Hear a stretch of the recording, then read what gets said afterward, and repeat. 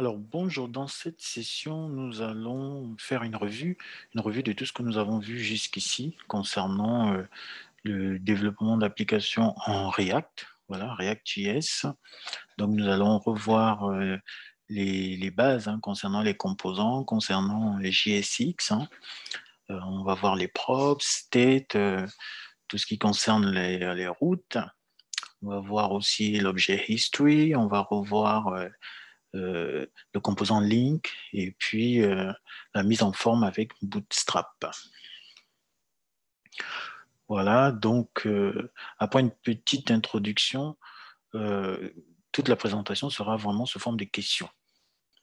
Donc je vais vous poser des questions sur, voilà, sur tout ce qu'on a vu jusqu'ici et donc on va ensemble analyser les réponses.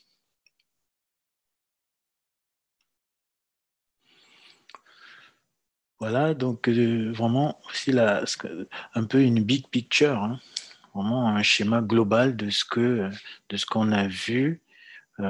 Voilà, à part ces deux points concernant l'authentification et l'appel des API REST qu'on n'a pas encore vu, mais tout le reste, on les a vus. Donc, on a vu les composants, on a vu JSX, hein. Voilà, c'est une syntaxe à base de HTML et d'expressions JavaScript et aussi de CSS.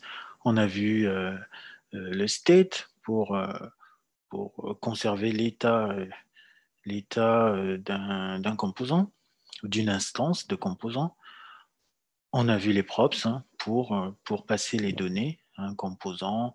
On a vu les formulaires, comment on valide un formulaire. On a vu le routing.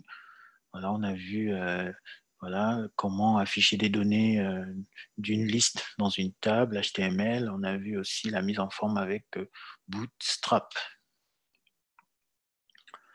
Alors, donc première série de questions, donc les prérequis. Alors, d'après vous, quels sont les prérequis pour développer en React? Bon, vous le savez certainement, hein, donc il n'y a pas énormément de prérequis. Donc il faut, en termes de background de développement, il faut connaître HTML, connaître CSS et JavaScript. Et aussi, pour vraiment mettre les mains dedans, il faut installer un IDE. Ça peut être, voilà, même un éditeur de texte classique, hein, comme Notepad++, mais bon, je vous recommande quand même Visual Studio Code qui est simple, qui est gratuit, qui est pas mal pour faire du dev en React. Et voilà, après, faut installer Node.js. Il faut installer aussi l'utilitaire, le gestionnaire de package NPM. Sachez aussi que, bon, si vous n'avez pas tout ça sur votre machine, hein, vous pouvez aussi utiliser des éditeurs en ligne. Il y a des éditeurs en ligne pour tester vos composants React immédiatement en ligne sans avoir à installer quoi que ce soit chez vous. Donc ça aussi, c'est possible. Et donc notre deuxième question, c'est comment créer et lancer sa première application React. Tic, tac.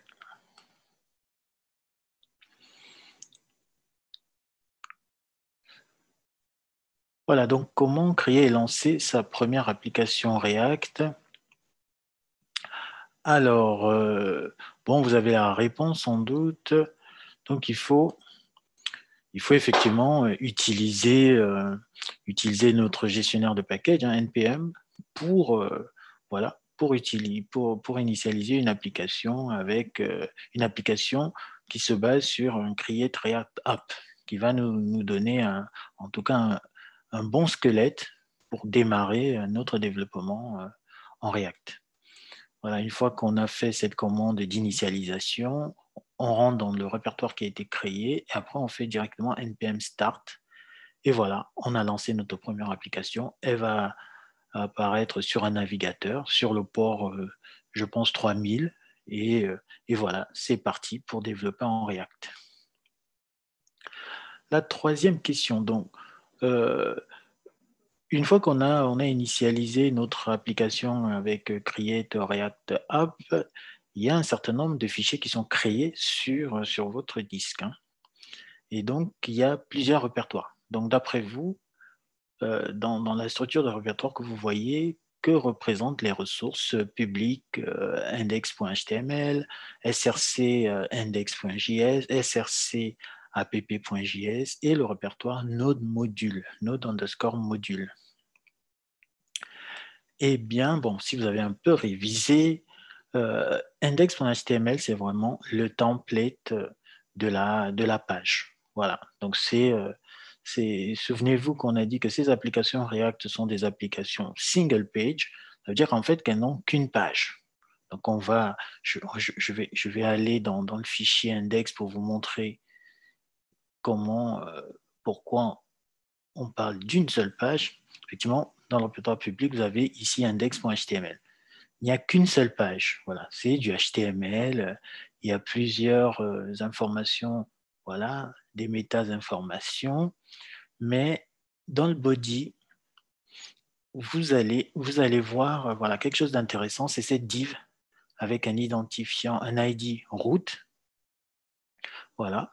Donc, c'est cette fameuse div qui va faire en sorte que tous les contenus qui sont créés par vos composants, qui sont retournés par vos composants, ils viendront s'insérer à l'intérieur de cette div ID root. Voilà. Voici donc la seule et unique page de votre application React. Maintenant, à quoi sert index.js? Et donc, index.js, c'est le point d'entrée JavaScript. Donc, on va également voir ce que c'est. Donc, je rappelle que c'est tous ces fichiers, la plupart des fichiers, voilà, sauf ceux qu'on a créés nous-mêmes lors des sessions, la plupart de ces fichiers ont été initialisés par notre commande d'initialisation d'application Create React App.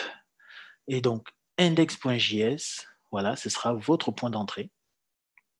Et donc, vous voyez bien que grâce à cette instruction React DOM.render d'un contenu JSX et d'un élément HTML, voilà, vous reconnaissez ici l'élément avec l'ID root qu'on a vu tout à l'heure dans index.html. Donc, cet élément va être récupéré et on va y insérer le contenu. On va faire du render du contenu de cette expression JSX. Et donc là, vous voyez app. App, ça va être donc l'objet de notre prochain fichier. Donc c'est app.js. Et donc en fait, ce fichier contient tout le code on va dire du premier composant de votre application.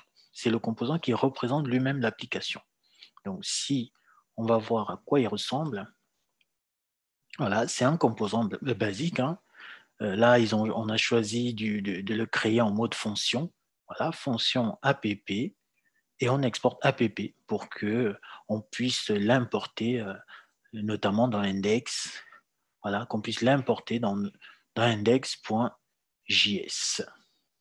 Voilà, donc c'est vraiment le premier composant de votre application. Enfin, vous avez le répertoire node module. Et donc, voilà, un node module, il va contenir toutes les dépendances de l'application. Donc, vous savez que en initialisant votre application, donc le gestionnaire de package, voilà, il va vous ramener tous les modules dont votre application a besoin pour démarrer. Donc, notre module, il est là. Donc, tous les modules sont là. Et voilà, donc à chaque fois que vous allez rajouter une librairie React à utiliser par votre application, voilà, tout le code sera copié, toutes ces librairies, la librairie sera copiée ici dans notre module. Voilà. Un autre point important, vous voyez que notre module, voilà, dans notre éditeur Visual Studio Code, il est grisé. En fait, c'est parce que notre module n'a pas besoin d'être en gestion de configuration. Vous n'avez pas besoin de le mettre dans votre référentiel Git.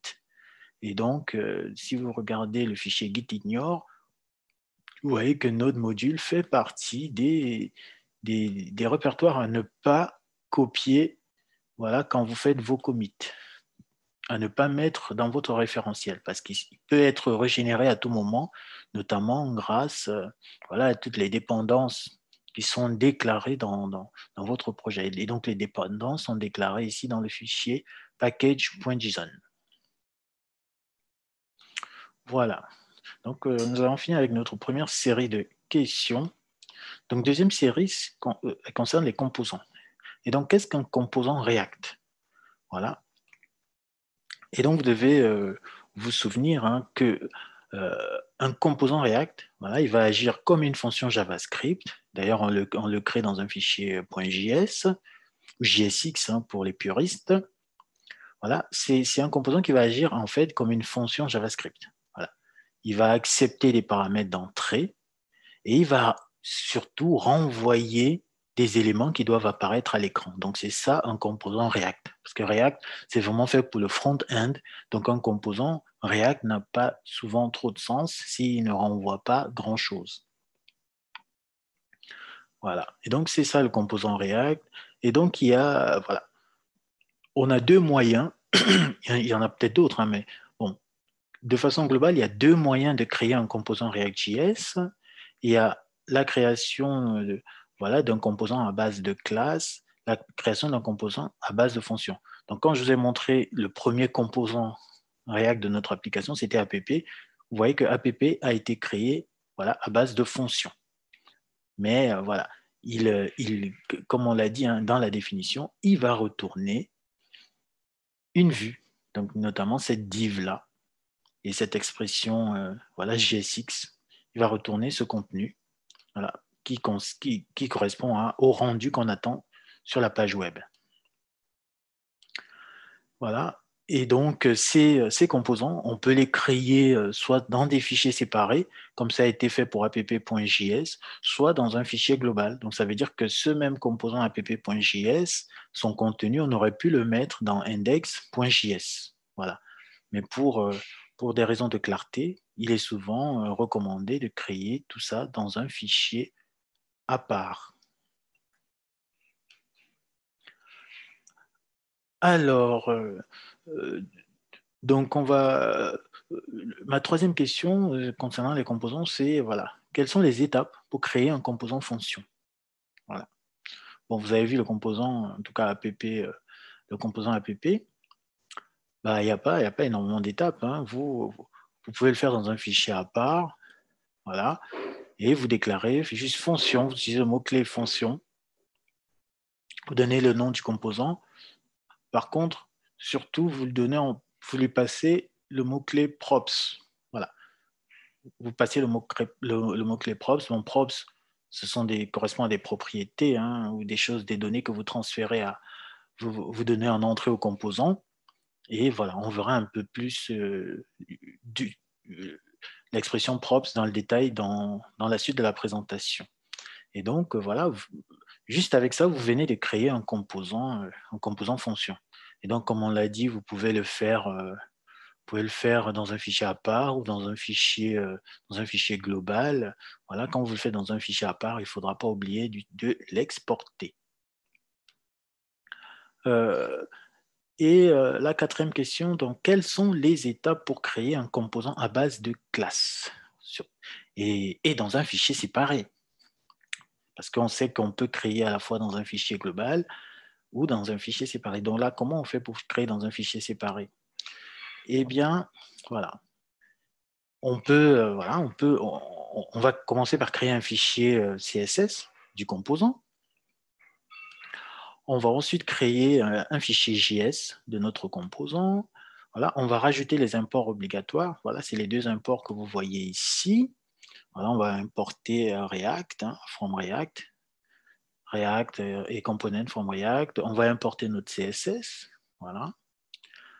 Et voilà, on va hériter de la classe component de React. Donc, c'est grâce à ce mot-clé extend.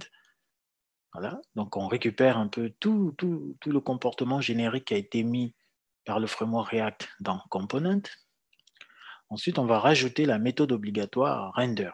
Render, c'est la fameuse méthode qui retourne le rendu attendu pour notre composant. Donc, il retourne souvent une expression JSX. Voilà, il faut également rajouter un export. Voilà, un export de notre classe. Hein. C'est ce que je vous montre ici à la fin du fichier, parce je rappelle qu'on est en train de créer un composant à base de classe dans un fichier séparé. Donc, il faut rajouter l'export, voilà, pour que le fichier, le composant puisse être utilisé dans par d'autres composants en utilisant le mot-clé import, cette fois-ci. Voilà, et donc pour l'utiliser, on va importer notre composant et puis on va l'utiliser dans la partie, dans le render, hein, dans le render du composant qu'on souhaite afficher. Voilà. Donc, intéressons-nous un peu plus à JSX.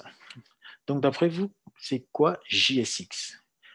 Eh bien, JSX, c'est une extension syntaxique de JavaScript. Hein. Voilà, donc cette extension va servir à décrire à quoi doit ressembler voilà, vos interfaces utilisateurs. C'est-à-dire, si vous voulez écrire par exemple un composant horloge, voilà, vous allez dessiner en HTML à quoi correspond votre horloge et puis voilà, vous allez utiliser du JSX pour faire en sorte que le rendu de l'horloge corresponde à une vraie horloge. Voilà. Et donc, c'est une extension. Donc, c'est pour ça que vous avez du JS avec le X pour extension. Donc, ce n'est pas tout à fait du JavaScript. Donc, par exemple, ça, c'est une expression JavaScript. Parce que si vous écrivez comme ça, c'est une expression JSX plutôt. Si vous prenez du JavaScript standard, vous écrivez une expression comme ça, vous avez tout de suite voilà, une erreur dans votre interpréteur, dans votre console JavaScript, qui va vous dire que voilà, cette expression, elle n'est pas syntaxiquement correcte pour du JavaScript. Voilà. Et donc, dans du JSX, vous pouvez inclure des variables JavaScript. Voilà, en les encadrant avec des accolades. Donc, par exemple, ici, si on a une variable JavaScript name, voilà, qui a une valeur comme ça, vous pouvez construire une autre variable JSX, voilà, avec du contenu JSX, voilà, en rajoutant juste des accolades comme ça de votre variable JavaScript. Donc ça, c'est une expression JSX correcte, voilà, qui vous permet de combiner. Vous pouvez en avoir besoin, hein, notamment pour agrémenter la vue qui est censée retourner voilà, dans votre méthode render de votre composant JSX. Voilà. Et toujours dans votre code JSX, donc comment indiquer voilà, des fonctions à déclencher ou à appeler en JSX? Eh bien, c'est pareil, c'est comme les variables JavaScript, il faut les encadrer, il faut encadrer l'appel de la fonction dans des accolades. Donc, voici un exemple de méthode render que vous pouvez retrouver dans un composant JavaScript JSX quelconque. Voilà, donc dans ce render, le render va afficher voilà, un champ texte et vous voyez que dans le handler onChange de notre champ texte, on a mis entre accolades l'appel d'une fonction qui s'appelle this.handleChange. Voilà. Et on a fait la même chose dans le bouton, dans le handler du onClick, on va appeler une fonction qui s'appelle thisLoggingClicked. Bon, le 10, on le verra après. En tout cas, ça correspond à un contexte dans lequel on veut que notre fonction s'exécute. Donc, c'est comme ça que ça se passe pour dire, voilà, lors du clic, appelle cette fonction que je vais écrire moi-même. Voilà, donc une autre série de questions, c'est les composants et ce qu'on appelle les props. Alors, d'après vous, à quoi servent les props?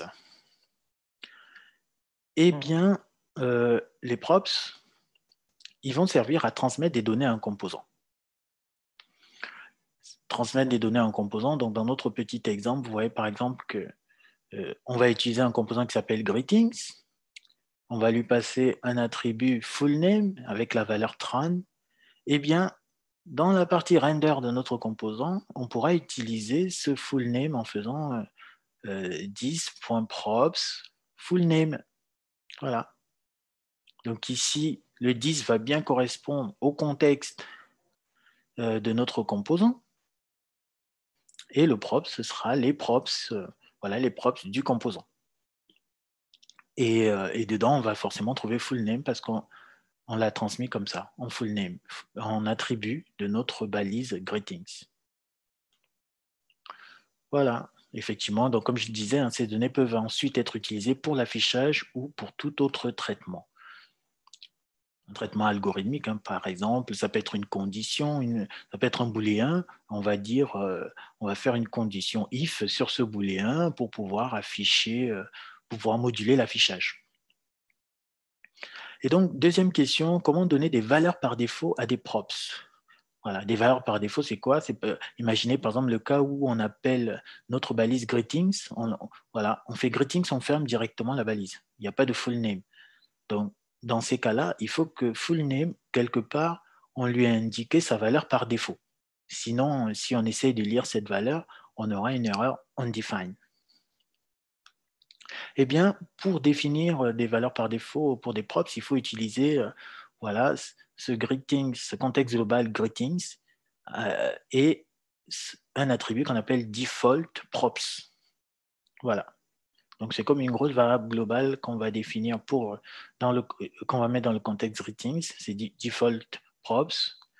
Et après, voilà, on donne la liste de nos propriétés pour lesquelles on veut donner des valeurs par défaut. Et ça donne ça. Donc, par exemple, notre full name, on peut le changer. On peut dire que la valeur par défaut, c'est ça, c'est Joseph. Et imaginons que voilà, notre composant, il est une autre props qui est de type, par exemple, booléen, is happy. Voilà, on va dire true.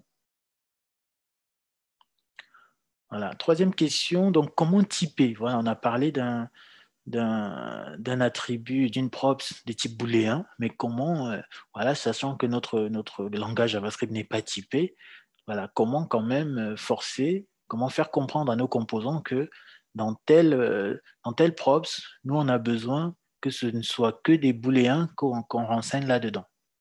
Et donc là, il faut pouvoir typer les props. Et donc pour typer les props, il faut importer, voilà, une librairie qui s'appelle props-types, voilà, dans notre composant. Hein. Et ensuite, là encore, on va prendre le contexte global de notre composant et on va faire .propsTypes. Dedans, on va mapper, on va dire pour tous nos attributs, pour toutes nos propriétés, quel est le type correspondant. Donc, full name, on va dire que c'est un prop type.string. IsAPI, on va dire que c'est un prop type.bool. Donc, c'est une chaîne de caractères et un booléen. Et comme ça, on a typé nos props. Et donc, si quelqu'un les utilise sans respecter le typage, il aura une erreur.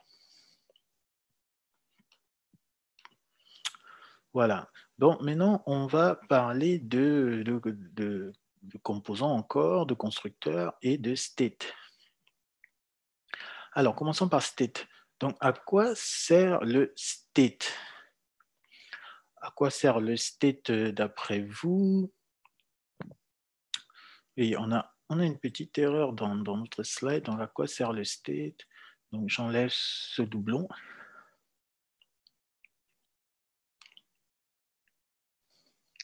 Voilà, donc c'est reparti. Donc, à quoi sert le state? Eh bien, le state, il va servir à conserver les données sur l'état d'un composant tout au long de son cycle de vie. Voilà. Donc là, je vous ai par exemple mis l'exemple d'un composant qui s'appelle search. Voilà.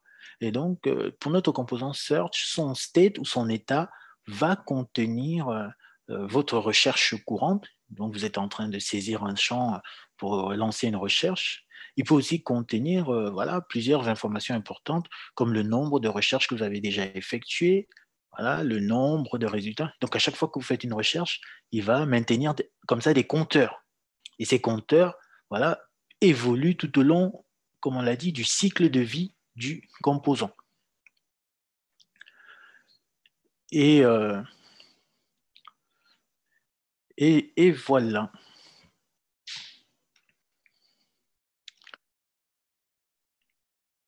Alors, voilà, donc on a vu, vous comprenez à quoi sert le state. Et donc, dans le state, vous devez savoir que les données sont stockées, voilà, dans une liste de clés valeurs. Liste de clés valeurs, hein. Donc, c'est une liste, elle est entre accolades, et à chaque fois, on a voilà, la clé et la valeur. Voilà, c'est du JSON, hein, si vous connaissez ce format-là. Et voilà, donc prochaine question, donc comment déclarer un constructeur en JavaScript? Voilà, et donc un constructeur, bon, si vous, en principe orienté objet, donc le constructeur va servir à, voilà, c'est la fonction qui sera appelée lorsque vous instanciez votre objet ou votre composant ici. Donc c'est pour ça que c'est important qu'on sache à quoi, voilà, comment déclarer un constructeur. Et donc en JavaScript, c'est un peu bête, hein. Voilà, pour déclarer un constructeur, c'est ce que vous voyez ici dans la petite capture. Il faut juste utiliser le mot-clé constructor dans votre composant et vous lui passez un props. Voilà.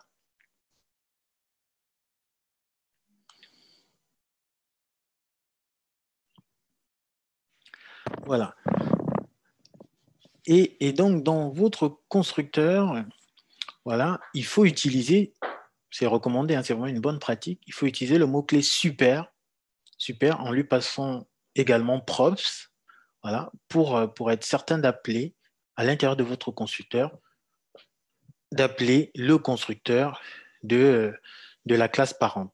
Ici, donc pour nos composants React, la classe parent, voilà, c'est souvent la classe component. Sauf si vous êtes dans un sous-composant qui lui-même hérite d'un premier composant que vous avez créé. Voilà, donc un exemple, hein, une classe qui s'appelle clock, elle a son constructeur, on appelle super. Voilà, donc ça, c'est vraiment le b.a.-ba. Dans votre composant, n'oubliez pas votre constructeur. Et maintenant, toujours dans le constructeur, donc, comment initialiser votre state? On a déjà vu ce que c'est que le state. Et donc, pour initialiser le state, donc il faut le faire dans le constructeur. Et vous pouvez directement dire 10.state égale la valeur de votre state. Donc, on a vu que le state, c'était comme ça une liste de choses, hein, une liste d'attributs qui représente l'état de votre composant.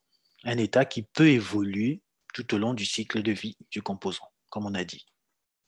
Voilà, donc c'est comme ça qu'on initialise le state. Et par contre, comment on met à jour le state?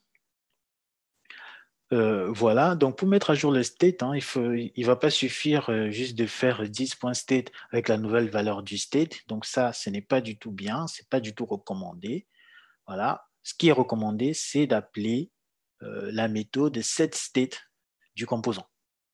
Donc quand on fait setState, on lui donne la nouvelle valeur du state. Voilà, tout se passe correctement. Vous ne faites pas ça, voilà, vous risquez d'avoir une erreur parce que bon, vous avez appelé, vous essayez de modifier le state en dehors du constructeur. Voilà, donc une autre série de questions voilà, qui concerne les méthodes et le mot-clé, voilà, le mot-clé 10. Voilà. Donc, la première question, c'est donc comment procéder pour écrire une méthode pour un composant React. Voilà. Et donc, une méthode, c'est quoi? En tout cas, dans le concept orienté objet, vous savez qu'un objet, il a des attributs et des comportements. Donc, les attributs, ça va être, en tout cas en React, les attributs vont être représentés à la fois par les props et le state, mais la partie méthode, ce seront des simples fonctions, Et donc, ces fonctions, c'est les fameuses méthodes. Et donc, voilà, donc pour ajouter une méthode dans votre composant React, il faut juste écrire une fonction. Par exemple, ici, voilà, on a une fonction qui fait hello, voilà, et puis elle log juste le champ, la chaîne de caractères hello dans les logs, dans la console. Alors, donc, à quoi correspond l'opérateur this? Comme on peut le voir ici, là, dans notre CLO de ce composant que je vous ai affiché.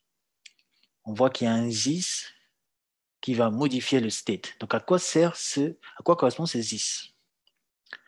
Eh bien, vous le savez sans doute, le this, c'est un objet JavaScript qui représente le contexte dans lequel le code qui est en train de s'exécuter, voilà, s'exécute.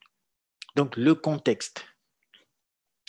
Et donc, pour comprendre cette notion de contexte, il faut savoir que par défaut, voilà, votre code s'exécute toujours dans un contexte. Notamment, si vous n'avez rien fait, si ce n'est pas dans une fonction, par exemple, sachez que votre code s'exécute dans le contexte global.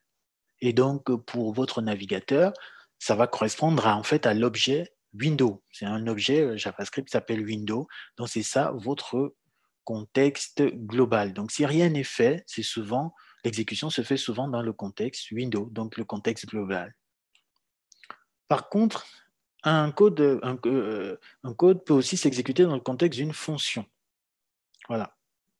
Et donc, ce contexte, dans une fonction, il va dépendre de la façon dont la fonction est appelée. Voilà. Et donc, par exemple, ici, nous, dans notre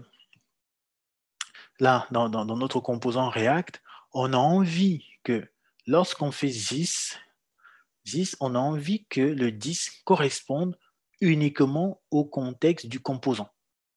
On ne veut pas que ce soit le contexte global, parce que dans le contexte global, si ça se trouve, voilà, cette méthode qu'on essaie d'appeler n'existe pas. Cette fonction qu'on essaie d'appeler dans ce contexte-là n'existe pas. Et donc, c'est pour ça donc, que ça nous amène à la troisième question, c'est à quoi sert la méthode bind? Et donc, il faut savoir que le bind va créer une nouvelle fonction qui, lorsqu'elle sera appelée, voilà, aura pour 10, c'est-à-dire que le 10 qu'on va appeler, qu'on aura, une fois qu'on a appelé le bind, il aura la valeur qu'on passe en paramètre au bind. Voilà. Donc, par exemple, ici, dans notre exemple, on écrit une fonction, une méthode CLO, on fait des choses dedans, notamment on utilise this, mais pour que le this soit ce qu'on veut, dans le constructeur, on va dire à hello, voilà, on va faire 10 c'est hello, bind, on va faire le bind, on va lui repasser 10. Parce que le 10, on sait ce que c'est dans le contexte du constructeur. Voilà, c'est le composant. Et donc, on va faire, en appelant bind ici du 10, voilà, on est en train de dire à hello que quand on va appeler 10 dans cette fonction hello, le 10 va correspondre, voilà, au contexte, au composant qu'on a, à l'instance du composant qu'on est en train d'exécuter. Voilà, donc c'est pour ça que c'est très important le bind pour bien changer le contexte d'exécution. Voilà, donc voilà, sans ce bind là, on va voir que notre code JavaScript essaye d'exécuter la fonction, voilà, dans un contexte global, mais malheureusement dans le contexte global, certainement le set state n'existe pas, donc il va certainement hurler pour dire que dans son contexte global qui est souvent Windows, il ne trouve pas de fonction set state. Voilà. Donc en utilisant le bind, on est sûr de trouver set state parce que set state c'est une méthode dont on hérite de component, voilà, et donc il faut être dans le contexte de notre composant.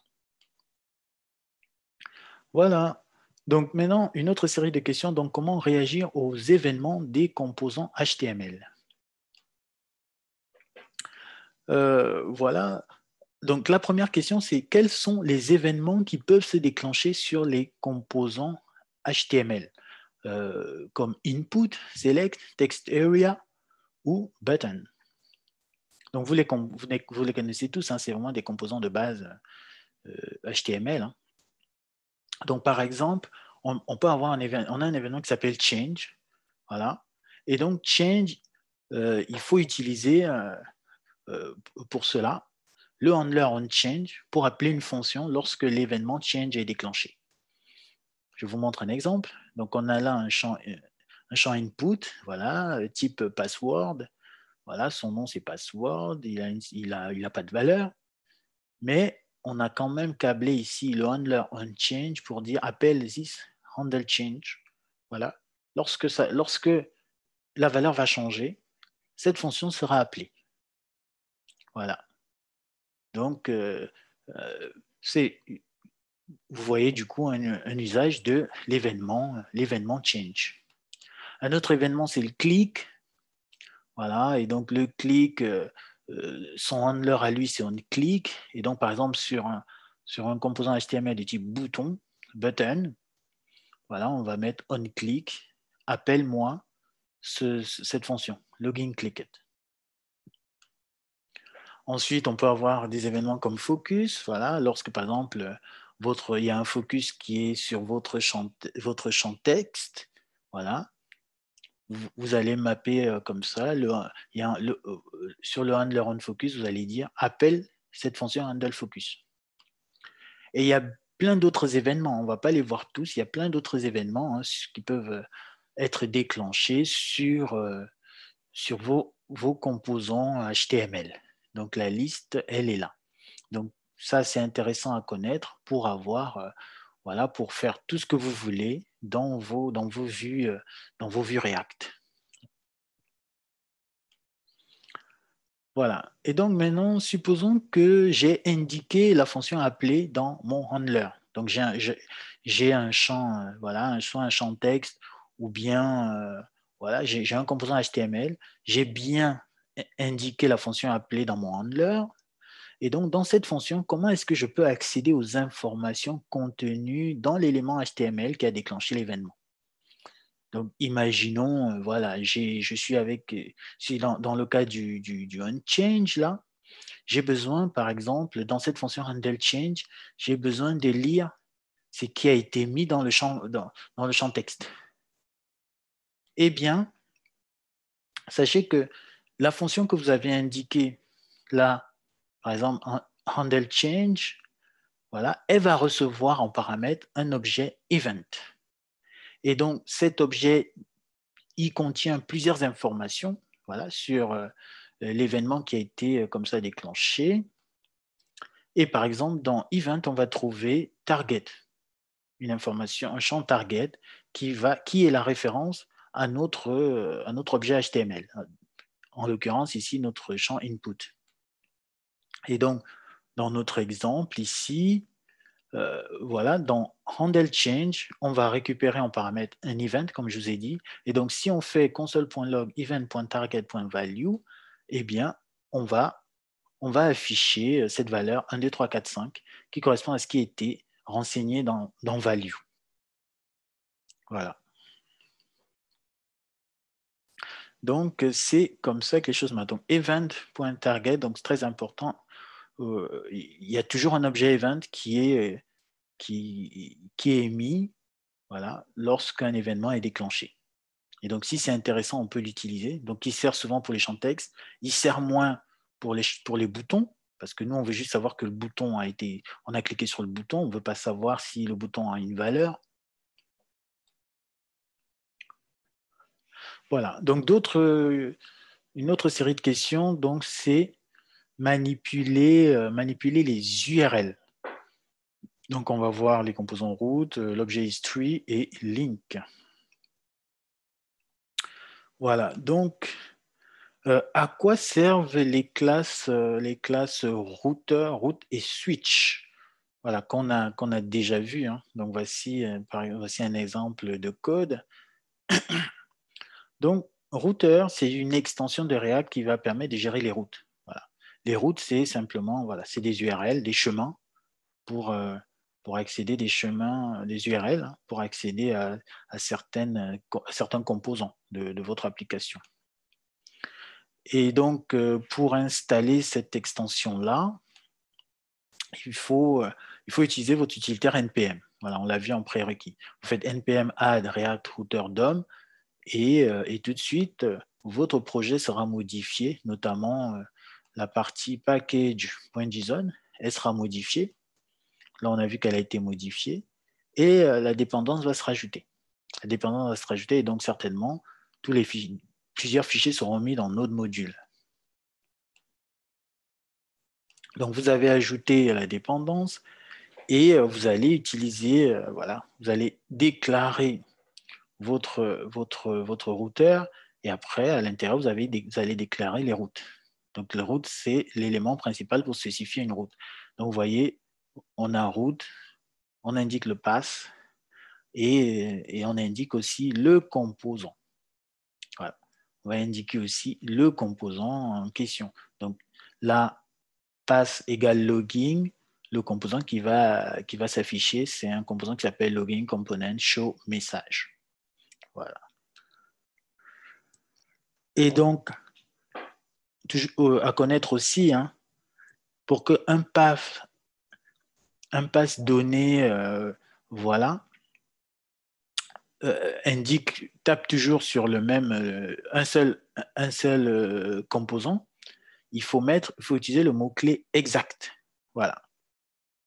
C'est-à-dire que si vous ne faites pas exact, tous les passes qui ont comme préfixe, par exemple ici, /truc, tous les passes qui ont comme préfixe /truc, ils vont, voilà, ils vont être activés. C'est-à-dire vous pourrez avoir plusieurs affichages qui s'enchaînent parce que le pass que vous avez renseigné, il partage le même préfixe que d'autres passes. Voilà. Donc, pour ne pas avoir ce problème, il faut utiliser donc le mot-clé exact dans vos routes. Après, quand vous avez plusieurs routes, voilà, il est aussi recommandé d'utiliser, il faut faire du switch. Voilà, switch comme vous voyez dans notre exemple. Donc, switch, c'est un composant hein, qui lui aussi fait partie de React Router DOM. Donc, une fois que vous avez installé ça, une fois, vous avez accès à tous ces composants-là.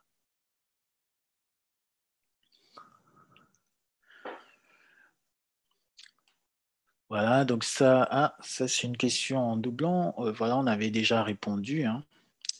npm add react router DOM, on avait déjà vu. Comment utiliser des URL dynamiques? Voilà, les URL dynamiques. Donc, imaginez, hein, c'est des URL comme ça. Vous avez un préfixe qui est commun, mais vous avez par exemple une autre partie qui représente peut-être un identifiant utilisateur. Et donc, l'identifiant de l'utilisateur, il ne sera pas le même pour tous les utilisateurs. Donc, vous avez besoin de mapper des routes de façon dynamique. Donc, pour faire ça, bah, il faut spécifier un paramètre dans votre pass. Et quand les paramètres du pass, on les spécifie comme ça. On fait 2 points, le nom du paramètre. Voilà. Comme par exemple ici, welcome, 2 points, le nom du paramètre. Et donc, cette route, par exemple, elle sera matchée si on fait /welcome /Jean /welcome /Pierre. Tout ça va matcher avec cette route et on va toujours appeler le composant welcome. Voilà, donc ça s'appelle des routes paramétriques. Et voilà, un autre point intéressant, c'est à quoi sert l'objet history? Eh bien, l'objet history va permettre d'interagir avec l'historique du navigateur. Voilà, donc par exemple, vous allez l'utiliser comme ça, this.props.history.push, voilà, welcome, ici, $, un élément qu'on prend du state. Donc, par exemple, ça va donner welcome /Joseph. Et donc, ça va permettre de rediriger vers la route welcome Joseph. Et donc, on regarde ici, ça va mapper vers le composant welcome. Donc, il ne faut pas hésiter en fait à consulter la la documentation hein, pour voir cet objet history.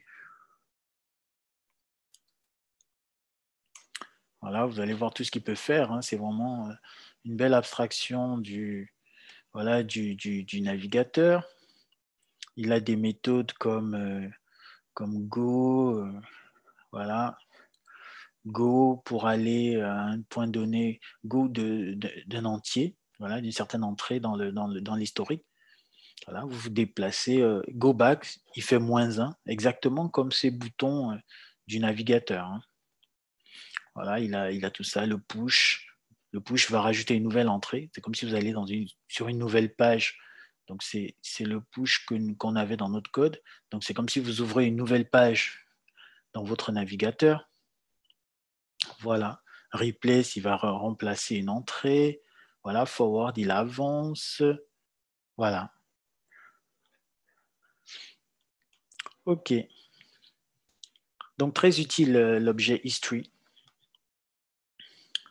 Voilà. Et donc, ici, dans cette expression, par exemple, il faut noter l'utilisation de ce qu'on appelle les sticks. Donc, quand vous mettez comme ça, voilà, vous n'avez pas besoin ici de vous prendre la tête. Donc, cette expression $, l'expression JavaScript, voilà, elle sera automatiquement remplacée par la valeur voilà, du state.username ici, par la valeur de la variable que vous avez mis dedans, grâce à ces petits sticks-là, ces espèces de côtes. Voilà. Ensuite, à quoi sert la classe link? Donc, c'est un composant graphique pour faire des liens. Donc, vous allez les utiliser comme ça. On a link to, voilà. Et on donne notre URL. Et en fait, c'est très intéressant d'utiliser le link au lieu d'utiliser les balises A que vous connaissez, hein, les A, href en HTML. C'est très intéressant parce que le A, il va systématiquement rafraîchir votre page alors qu'on est en single page, alors que le link, voilà, il va garder l'esprit single page, il ne va pas rafraîchir, il va aller juste modifier le contenu de notre div root. Voilà, pour afficher la nouvelle destination. Alors, donc dernière série de questions, elle concerne Bootstrap, c'est CSS, donc c'est la partie qui concerne la mise en forme. Voilà. Donc, pour utiliser Bootstrap, il faut d'abord l'importer. Donc, comment est-ce que vous l'importez? Voilà, donc normalement, pour importer, voilà, vous pouvez importer Bootstrap comme on l'a fait avec le composant routeur, c'est-à-dire via npm. Voilà, bon, ça, c'est la bonne façon, on va dire. Mais vous pouvez aussi faire vite, parce que comme on va pas utiliser Bootstrap pour l'instant en mode avancé, en fait, on peut juste récupérer la CSS de Bootstrap. Et donc, pour ça, on va créer un fichier CSS, on va importer le CSS minifié de Bootstrap. Voilà.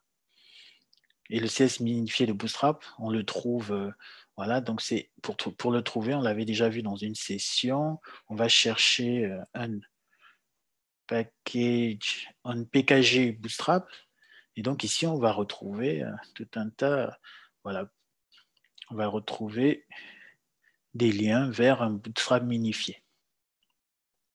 Voilà, une fois qu'on a le lien, on le rajoute là dans notre fichier. Donc, on aura un fichier CSS, voilà, Bootstrap qui n'a qu'une seule ligne.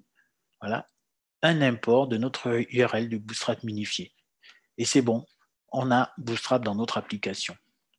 Maintenant, on va commencer à styler avec Bootstrap. Et donc, on avait vu hein, comment rajouter un header et un footer dans notre application et comment on l'a stylé avec Bootstrap. Donc, on a vu qu'il fallait utiliser les balises HTML5, header et nav pour le composant header. Donc, je vais essayer d'aller dans notre repository pour voir comment on avait fait ça. Voilà. Donc, dans notre repository, il s'agissait voilà, du To-Do. To-Do, l'application To-Do.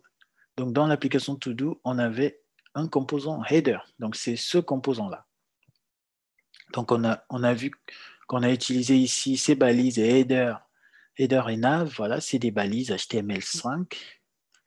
Et voilà, pour styler tout ça, on utilise class name et toutes ces CSS-là, c'est des CSS de Bootstrap. Voilà. Navbar, donc si je vais là, je vais vous montrer dans la documentation Bootstrap. Donc là, c'est les alertes. Voilà, nav. Voilà. Donc pour voilà, nav. Donc vous voyez ce rendu-là, il correspond à tout ça. Hein. Nav, classe, navbar, voilà. Donc ça c'est pas du JSX, hein, donc c'est pour ça que il se permet d'utiliser ici classe en GSX. En GSX, voilà, il faut plutôt mettre class name. Voilà. Et donc, toutes ces class names là, ils contiennent que des CSS de Bootstrap. Et donc, avec ça, on arrive à faire des choses jolies comme ça, voilà, sans se prendre la tête. Voilà. Voilà. Et donc, pour le footer, c'est pareil. Il faut utiliser le composant footer d'HTML5. Qu'est-ce qu'on avait fait de footer? Voilà, on a fait ça, footer. Et dedans, on a mis voilà, un span, c'est du HTML, hein, c'est même pas du HTML5. Et texte muté, c'est une classe, voilà, c'est une classe Bootstrap aussi. Par contre, footer, ce n'est pas une classe Bootstrap, voilà, c'est une CSS, voilà, c'est une CSS qu'on a écrit nous-mêmes. Donc, je vais peut-être vous la montrer si je la retrouve, non? On va la retrouver ici sur Git. Ouais, sur Git. Où est-ce qu'on l'avait mise? La classe footer. Tac, tac. Bon, je ne sais plus où on a mis tout ça. Bon, peut-être dans app. Hein. Voilà. Donc, dans app.css, voilà, on a écrit une CSS pour dire à quoi doit ressembler notre footer. Donc, en position absolue, bottom 0, width 0, la hauteur, background color black. Donc, ça nous a donné un footer, voilà, bien en bas de page, avec une bonne hauteur, et un texte qu'on a stylé en Bootstrap. Voilà. On l'a stylé comme ça avec la position absolue, bottom 0.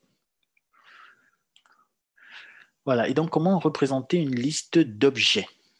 Donc, ça aussi, on avait vu comment initialiser la liste, voilà, dans le state. Donc, on a initialisé tout ça. Voilà, on avait fait ça. Hein, on avait initialisé tout ça comme ceci. Voilà, donc c'est un tableau.